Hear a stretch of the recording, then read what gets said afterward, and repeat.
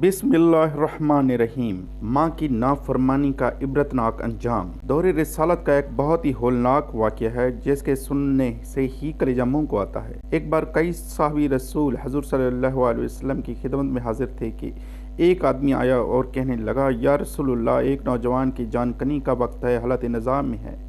लोग इसे कलमा शहादत पढ़ने की तलकीन कर रहे हैं लेकिन इसकी ज़बान नहीं खुलती। नबी सल्लल्लाहु अलैहि वसल्लम ने पूछा, क्या ये शख्स नमाज पढ़ता था? बोला, जी हाँ, नमाज भी पढ़ता था और साहबी रसूल भी है। ये सुनकर नबी सल्लल्लाहु अलैहि वसल्लम उठे और इसके साथ हो लिए हम लोग भी पीछे पीछे नबी सल्लल्लाहु अलैहि वसल्लम के साथ इस नौजवान के पास पहुँचे। नज़ा का वक्त था, अपने से तलकीन फरमाई कि कलमा पढ़ो, ला इलाहा इल्लल्लाह। वो बोला, या रसूलुल्लाह, मुझसे नहीं कहा जाता। आपने पूछा, आखिर क्यों? बाकी वो तो हर तरह की बात कर सकता था लेकिन कलमा नहीं पढ़ सकता था, क्या ये बात थी? आपने पूछा, आखिर क्यों?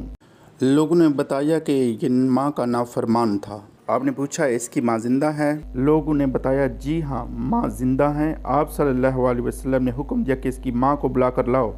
जब इसकी बूढ़ी माँ आई तो आप सल्लल्लाहु अलैहि वसल्लम ने उनसे कहा, बड़ी भी, क्या ये तुम्हारा बेटा है? वो बोली, जी हाँ, मेरा ही बेटा है।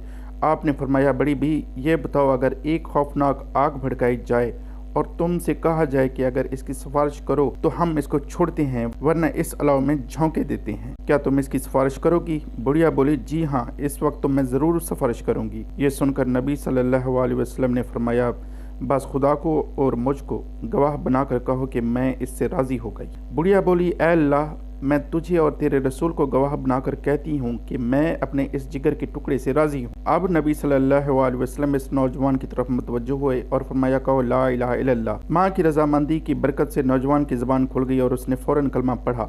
ये देखकर खुदा के रसूल सल्लल्लाहु अलैहि वसल्लम ने खुदा की तारीफ़ की और फरमाया, खुदा का शुक्र है कि इसने मेरे वसीले से इस नौजवान को जहन्नम की होलनाक आग से निजात बख्शी।